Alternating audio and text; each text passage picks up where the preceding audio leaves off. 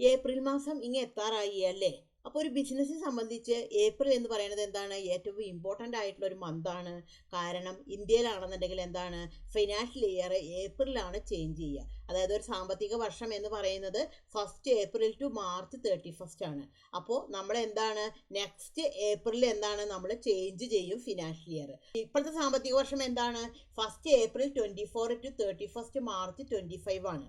ഇനി നമ്മൾ എവിടേക്കാണ് മാറ്റേണ്ടത്, നമ്മൾ ഫസ്റ്റ് ഏപ്രിൽ 25 ടു എന്താണ് 31 മാർച്ച് 26ലേക്കാണ് നമ്മൾ മാറ്റേണ്ടത്. അപ്പോൾ എല്ലാവർക്കും ഉള്ള ഒരു ഡൗട്ടാണ് നമ്മൾ കമ്പനി ഓരോ പ്രാവശ്യവും ക്രിയേറ്റ് ചെയ്യുമോ എന്നുള്ളത്. അപ്പോൾ അതിനെക്കുറിച്ചിട്ടാണ് ഇന്ന് ഡീറ്റെയിൽ ആയിട്ട് പറയാൻ പോകുന്നത്. ഹലോ ഫ്രണ്ട്സ്, ഞാൻ Shyamanarayanan. Welcome back to my channel tally accounting Malayalam. എൻ്റെ വീഡിയോ ആദ്യമായിട്ടാണ് നിങ്ങൾ കാണണമെന്നുണ്ടെന്നുണ്ടെങ്കിൽ, എൻ്റെ ടീച്ചിങ് സ്റ്റൈൽ നിങ്ങൾക്ക് ഇഷ്ടമാവുകയാണെന്നുണ്ടെങ്കിൽ ഒന്ന് സബ്സ്ക്രൈബ് ചെയ്യണേ. അതിനോടൊപ്പം തന്നെ ഒന്ന് ലൈക്ക് കൂടി ചെയ്യണേ. പിന്നെ നിങ്ങളുടെ ഫ്രണ്ട്സിനോ റിലേറ്റീവ്സിനോ ഒക്കെ ഒന്ന് ഷെയർ ചെയ്ത് കൊടുക്കണേ. കാരണം നിങ്ങളുടെ ഒരു ഷെയറും ലൈക്കും കമൻറ്റും ഒക്കെയാണ് എനിക്ക് വീഡിയോ ചെയ്യാനുള്ള ഒരു ഇൻസ്പിരേഷൻ എന്ന് പറയുന്നത്. അതേപോലെ ഒരു പ്രധാനപ്പെട്ടുള്ള കാര്യം എന്ന് പറയുന്നത്, ഞാൻ ടാലി ഓൺലൈൻ ക്ലാസ് എടുക്കുന്നുണ്ട്. അപ്പോൾ എല്ലാ മാസമാണ് ഞാൻ ക്ലാസ് എടുക്കുക. അപ്പോൾ താല്പര്യമുള്ള ആൾക്കാരാണെങ്കിൽ എനിക്കൊന്ന് മെയിൽ ചെയ്തോളൂ. എൻ്റെ ID എന്ന് പറയുന്നത് shyamastaliclass@gmail.com ആണ്. അപ്പോൾ നമുക്ക് ഒട്ടും താമസിയാതെ തന്നെ നമ്മുടെ വീഡിയോയിലേക്ക് വരാം. ഇപ്പോൾ ഇവിടുത്തെ നമ്മുടെ വർഷം എന്ന് പറയുന്നത് ഇവിടെ കാണിക്കൂ. Current period first April 24 to 31 March 25 ആണ് വന്നിരിക്കുന്നത്. ഇതിൽ നിന്ന് നമ്മൾ എങ്ങോട്ടാണ് മാറ്റേണ്ടത്, ഫസ്റ്റ് ഏപ്രിൽ 25 ടു 31 മാർച്ച് 26ലേക്കാണ് നമ്മൾ ചേഞ്ച് ചെയ്യേണ്ടത്. അതായത് മാർച്ച് 31 കഴിഞ്ഞ് കഴിഞ്ഞാൽ എന്താണ്, നെക്സ്റ്റ് ഏപ്രിലേക്ക് ആകുമ്പോഴാണ് നമ്മൾ ഡാറ്റകളൊക്കെ നമ്മൾ ചേഞ്ച് ചെയ്തിട്ട് കൊടുക്കുക. അപ്പോൾ നമുക്ക് എന്താണ്, ഇവിടെ നമ്മൾക്ക് ടാലിയിൽ നമ്മൾക്ക് ഈ ഡാറ്റ ചേഞ്ച് ചെയ്ത് കൊടുക്കാൻ വേണ്ടിയിട്ട് ടാലിയിൽ നമുക്ക് ഇവിടെ എടുത്ത് കഴിഞ്ഞിട്ടുണ്ടെങ്കിൽ കമ്പനിയുടെ ഇവിടെ ക്ലിക്ക് ചെയ്ത് കഴിഞ്ഞാൽ F11 നമുക്ക് ഈ ഒരു ഫീച്ചർ കാണാൻ പറ്റില്ല. അപ്പോൾ നമ്മൾ എന്താണ് ചെയ്യേണ്ടത് വെച്ചാൽ, നമുക്ക് ഇവിടെ പീരീഡാണ് ചേഞ്ച് ചെയ്ത് കൊടുക്കേണ്ടത്. അതായത് ഗേറ്റ് ഓഫ് ടാലിയിൽ വെച്ചിട്ട് നമ്മൾക്ക് Alt F2 അടിച്ചിട്ടാണ് നമ്മൾ ഈ പീരീഡ് നമ്മൾ ചേഞ്ച് ചെയ്തിട്ട് കൊടുക്കുക.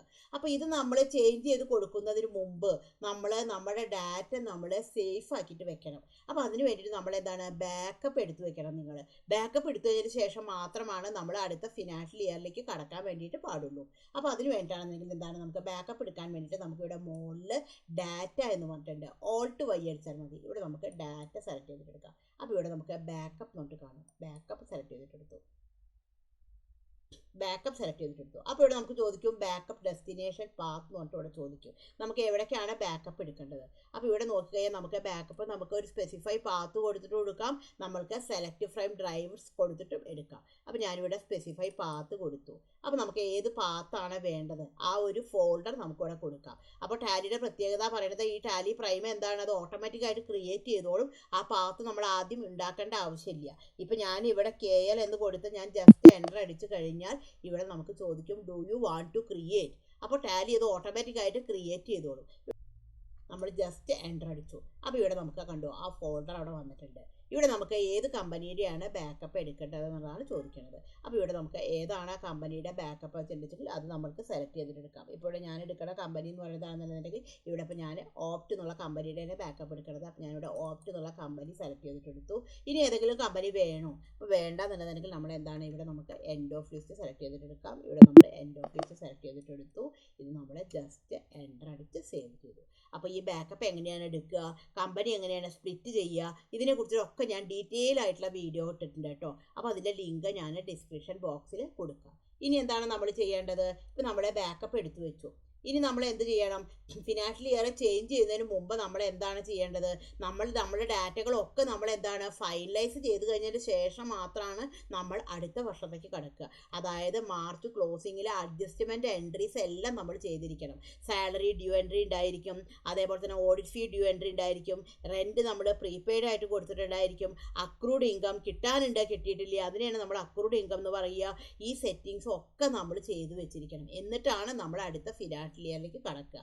അതേപോലെ ഇമ്പോർട്ടൻ്റ് ആണ് എന്ത്, പ്രോഫിറ്റും നമ്മൾ ക്യാപിറ്റൽ അക്കൗണ്ടിലേക്ക് ട്രാൻസ്ഫർ ചെയ്യണം. അപ്പോൾ ഒന്നിൽ കൂടുതൽ ആൾക്കാരുണ്ടെങ്കിൽ അവരുടെ ക്യാപിറ്റൽ അക്കൗണ്ടിലേക്ക് ട്രാൻസ്ഫർ ചെയ്യണം. അപ്പോൾ ആ എൻട്രി എല്ലാം ചെയ്ത് കഴിഞ്ഞതിന് ശേഷമാണ് നമ്മൾ അടുത്ത ഫിനാൻഷ്യൽ ഇയറിലേക്ക് കടക്കുക. അപ്പോൾ നമുക്ക് ആദ്യം പ്രോഫിറ്റ് ട്രാൻസ്ഫർ ചെയ്യണ എൻട്രി എടുക്കാം. അപ്പോൾ നമുക്ക് ജസ്റ്റ് എന്താ പ്രോഫിറ്റ് ആൻഡ് ലോസ് അക്കൗണ്ട് എടുത്ത് നോക്കാം. പ്രോഫിറ്റ് ആൻഡ് ലോസ് അക്കൗണ്ട് എടുത്തു. ഇവിടെ നമുക്ക് ഡീറ്റെയിൽഡ് Alt F1 അടിച്ചാൽ മതി. അപ്പോൾ ഇവിടെ നമുക്ക് നെറ്റ് പ്രോഫിറ്റ് ആയിട്ട് ഇവിടെ 11,750 ഉണ്ട്. ഇത് നമ്മുടെ എങ്ങനെയാണ് ക്യാപിറ്റലിലേക്കാണ് ഇത് നമ്മൾ ട്രാൻസ്ഫർ ചെയ്യണത്. അപ്പോൾ ട്രാൻസ്ഫർ ചെയ്യണ എൻട്രി നമ്മൾ എന്തിനാണ് ജേണലിലാണ്. ഒരു അഡ്ജസ്റ്റ്മെൻറ്റ് എൻട്രി നമ്മൾ എപ്പോഴും ജേണലിലാണ് ചെയ്യുക. അപ്പോൾ ഇവിടെ നമുക്ക് വൗച്ചർ സെലക്ട് ചെയ്തിട്ടെടുത്തു. ഇവിടെ നമുക്ക് ജേണൽ സെലക്ട് ചെയ്തിട്ടെടുക്കാം. ഇവിടെ നമ്മൾ ജേണൽ സെലക്ട് ചെയ്തിട്ടെടുത്തു. ഡെബിറ്റ് എന്നുള്ളത് എന്താണ് കാണിക്കേണ്ടത്, നമ്മൾ പ്രോഫിറ്റ് ആൻഡ് ലോസ് അക്കൗണ്ടാണ് കാണിക്കേണ്ടത്. കാരണം നമുക്ക് നെറ്റ് പ്രോഫിറ്റ് ആണ്, നമ്മളത് ക്യാപിറ്റലിലേക്ക് ട്രാൻസ്ഫർ ചെയ്യാണ് ചെയ്യേണ്ടത്. അപ്പോൾ നിങ്ങളൊരു കാര്യം മനസ്സിലാക്കണം, ക്യാപിറ്റലിന് ഓൾറെഡി ഒരു ക്രെഡിറ്റ് ബാലൻസ് ആണുള്ളത് അല്ലേ, അതിനോട് കൂടി കൂട്ടുകയല്ലേ ചെയ്യേണ്ടത്. അതായത് ബിസിനസ് ഓണർക്ക് ട്രാൻസ്ഫർ ചെയ്ത് കൊടുക്കുകയാണ് ചെയ്യേണ്ടത്.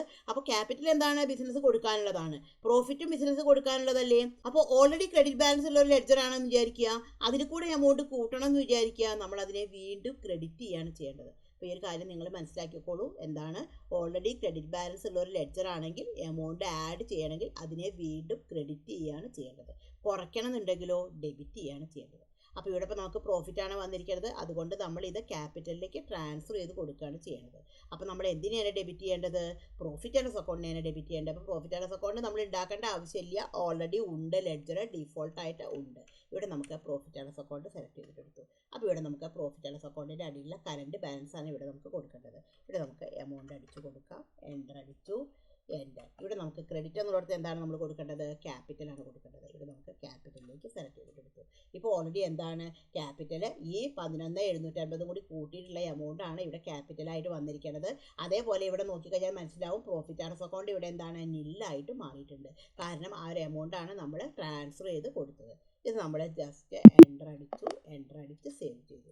ഇനിയാണ് നമ്മൾ എന്ത് ചെയ്യേണ്ടത്, ഫിനാൻഷ്യൽ ഇയർ ചേഞ്ച് ചെയ്യേണ്ടത്. അപ്പോൾ നമുക്ക് ഗേറ്റ് ഓഫ് ടാലിയിലേക്ക് വരാം. ഫിനാൻഷ്യൽ ഇയർ ചേഞ്ച് ചെയ്യാൻ വേണ്ടി എന്താണ് ചെയ്യേണ്ടത്, Alt F2 ആണ് അടിക്കേണ്ടത്. ഇവിടെ എന്ത് കൊടുക്കണം, 1/4/2025 to 31/3/2026 ആണ് കൊടുക്കേണ്ടത്.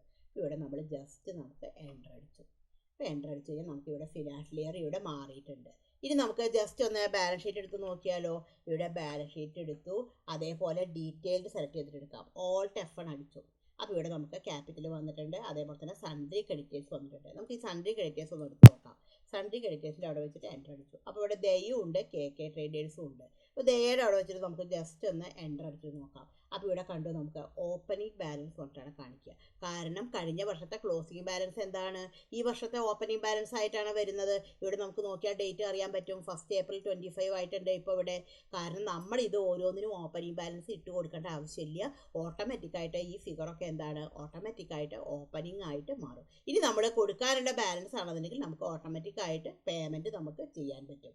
അതേപോലെ തന്നെയാണ് എല്ലാറ്റിനും അങ്ങനെ തന്നെയാണ്. നമുക്ക് ഇവിടെ സൺഡ്രി ഡെറ്റേഴ്സ് ആണെങ്കിലും അങ്ങനെ തന്നെയാണ്. നമുക്ക് ഡെറ്റേഴ്സ് എൻ്റർ അടിച്ചു. അപ്പോൾ ഇവിടെ നമുക്ക് ഡെറ്റേഴ്സിൻ്റെ പേരിവിടെ കാണും. ജസ്റ്റ് എൻ്റർ അടിച്ചു കഴിഞ്ഞാൽ നമുക്ക് ഇവിടെ ഓപ്പണിംഗ് ബാലൻസ് ആയിട്ടാണ് കാണിക്കുക. അപ്പോൾ എല്ലാവരുടെ ആണെന്നുണ്ടെങ്കിലും ഇങ്ങനെ തന്നെയാണ് നമുക്ക് കാണിക്കുക. സ്റ്റോക്ക് ഉണ്ടെന്നുണ്ടെങ്കിൽ നമുക്ക് സ്റ്റോക്കിൻ്റെ ഡീറ്റെയിൽസ് ആണെന്നുണ്ടെങ്കിൽ നമുക്ക് ഇതേപോലെ തന്നെയാണ് കാണിക്കുക. നമുക്ക് സ്റ്റോക്ക് സമ്മറി എടുത്ത് നോക്കി കഴിഞ്ഞിട്ടുണ്ടെങ്കിൽ സ്റ്റോക്ക് ഉണ്ടെന്നുണ്ടെങ്കിൽ ഇതേപോലെ തന്നെയാണ് കാണിക്കുക. അപ്പോൾ ഇവിടെ നമുക്ക് സ്റ്റോക്ക് ഇല്ല. അപ്പോൾ എല്ലാം നമുക്ക് എന്താണ് അപ്പോൾ കഴിഞ്ഞ വർഷത്തെ ക്ലോസിംഗ് ബാലൻസ് ആണ് എന്ത് ഈ വർഷത്തെ ഓപ്പണിംഗ് ബാലൻസ് ആയിട്ട് മാറുക. ഇനിയിപ്പോൾ നമ്മൾ ഈ ഒരു വർഷം പാർട്ടിക്ക് പേയ്മെൻറ്റ് കൊടുക്കുകയാണെന്ന് വിചാരിക്കുക. നമ്മൾ വൗച്ചർ സെലക്ട് ചെയ്തിട്ടെടുത്തു. ഇപ്പോൾ ഇവിടെ നമുക്ക് പേയ്മെൻറ്റ് സെലക്ട് ചെയ്തിട്ടെടുക്കാം. ഇവിടെ നമ്മൾക്ക് ഇപ്പോൾ ദയക്കാണ് പേയ്മെൻറ്റ് കൊടുക്കണമെങ്കിൽ ദയ അടിച്ചു. അപ്പോൾ ദയയുടെ അടിയിൽ കറണ്ട് ബാലൻസ് 35,000 കൊടുക്കാനുണ്ട്. ഇപ്പോൾ ഇവിടെ നമ്മൾ കൊടുക്കേണ്ടത് ഒരു 25,000 ആണെന്ന് വിചാരിക്കുക. 25,000 കൊടുത്തു. അപ്പോൾ ഓട്ടോമാറ്റിക്കായിട്ട് ഇവിടെ ഓൺ അക്കൗണ്ട്. കാരണം എന്താ വെച്ചിട്ടുണ്ടെങ്കിൽ ഈ ഒരു പാർട്ടിയായിട്ടുള്ള ബില്ലുകളൊന്നും നമ്മൾ ചെയ്തിട്ടുണ്ടെങ്കിൽ ഓട്ടോമാറ്റിക്കായിട്ട് എഗെയിൻസ്റ്റ് റെഫറൻസ് ആണ് വരിക. ഇവിടെ നമുക്ക് ക്രെഡിറ്റ് എന്നുള്ളത് നമുക്ക് ക്യാഷ് അല്ലെങ്കിൽ നമുക്ക് ബാങ്കിലേക്ക് നമുക്ക് സെലക്ട് ചെയ്തിട്ട് കൊടുക്കാം. ഇവിടെ നമ്മുടെ ബാങ്ക് കൊടുത്തു, ജസ്റ്റ് എൻ്റർ അടിച്ചു, എൻ്റർ അടിച്ച് ഈ ഒരു എൻട്രി സേവ് ചെയ്തു. അപ്പോൾ ഈ ഒരു രീതിക്കാണ് നമ്മൾ ചെയ്യുക. അപ്പോൾ ഇങ്ങനെയാണ് നമ്മുടെ ഫിനാൻഷ്യൽ ഇയർ നമ്മൾ ചേഞ്ച് ചെയ്തിട്ട് കൊടുക്കുക. ഓരോ വർഷം കഴിഞ്ഞാലും നമ്മൾ എന്താണ് കമ്പനി നമ്മൾ മാറ്റണമൊന്നുമില്ല, ഒരേ കമ്പനിയിൽ തന്നെയാണ് പോകുന്നത്. പക്ഷേ നമ്മൾ അതിൻ്റെ ഓരോ വർഷം തുടങ്ങുന്ന സമയത്ത്, അതായത് ഏപ്രിൽ തുടങ്ങുന്ന സമയത്ത് നമ്മൾ ഇതിൻ്റെ ഇയർ നമ്മൾ മാറ്റിയിട്ട് കൊടുക്കുന്നു. അപ്പോൾ ബാലൻസ് ഷീറ്റ് എടുത്തു കഴിഞ്ഞാൽ ബാലൻസ് ഷീറ്റിൽ കൊടുക്കാനുള്ളതിൻ്റെയും കിട്ടാനുള്ളതിൻ്റെയും ഡീറ്റെയിൽസ് ആണ് ഇവിടെ നമ്മൾക്ക് കാണിക്കുക. നമുക്ക് ജസ്റ്റ് ഒന്ന് പ്രോഫിറ്റ് ആൻഡ് ലോസ് അക്കൗണ്ട് എടുത്ത് നോക്കാം. ജസ്റ്റ് നമ്മുടെ പ്രോഫിറ്റ് ആൻഡ് ലോസ് അക്കൗണ്ട് എടുത്തു. ഇവിടെ നമുക്ക് ഡീറ്റെയിൽഡ് സെലക്ട് ചെയ്തിട്ട് എടുത്തു. ഇപ്പോൾ പ്രോഫിറ്റ് ആൻഡ് ലോസ് അക്കൗണ്ട് എടുത്തു കഴിഞ്ഞാൽ ഇവിടെ ഇപ്പോൾ നമുക്ക് ഒന്നും കാണില്ല. കാരണം എന്താണ്, നമ്മൾ ഇതിൻ്റെ പ്രോഫിറ്റ് ട്രാൻസ്ഫർ ചെയ്ത് കഴിഞ്ഞല്ലോ. അപ്പോൾ ഇനി ഈ വർഷം നമ്മൾ എന്താണ് ചെയ്യേണ്ടത്, നമ്മൾ വീണ്ടും പുതുത് പർച്ചേസ് ചെയ്യുന്നു, സെയിൽ ചെയ്യുന്നു. അല്ലെങ്കിൽ സ്റ്റോക്ക് ഉണ്ടെങ്കിൽ നമ്മൾ അത് വെച്ചിട്ട് പർച്ചേസ് നടത്തും. നമ്മുടെ കയ്യിൽ കഴിഞ്ഞ വർഷത്തെ ക്ലോസിംഗ് സ്റ്റോക്ക് ഈ വർഷത്തെ ഓപ്പണിംഗ് സ്റ്റോക്ക് ആയിട്ട് ഉണ്ടായിരിക്കുമല്ലോ. അപ്പോൾ അത് വെച്ചിട്ട് നമ്മൾ സെയിൽ നടത്തും, അല്ലെങ്കിൽ നമ്മൾ വീണ്ടും പുതുതായിട്ട് പർച്ചേസ് നടത്തും. അപ്പോൾ ബാലൻസ് ഷീറ്റിൽ എടുത്തു കഴിഞ്ഞാൽ എന്താണ്, അവിടെ കൊടുക്കാനുള്ളതും കിട്ടാനുള്ളതുമാണ് ഉണ്ടായിരിക്കുക. അപ്പോൾ ഇങ്ങനെയാണ് ഫിനാൻഷ്യൽ ഇയർ ചേഞ്ച് ചെയ്തിട്ട് കൊടുക്കുക. ഈ വീഡിയോ നിങ്ങൾക്ക് യൂസ്ഫുൾ ആയി എന്ന് തന്നെ വിചാരിക്കുന്നു. Thank you for watching.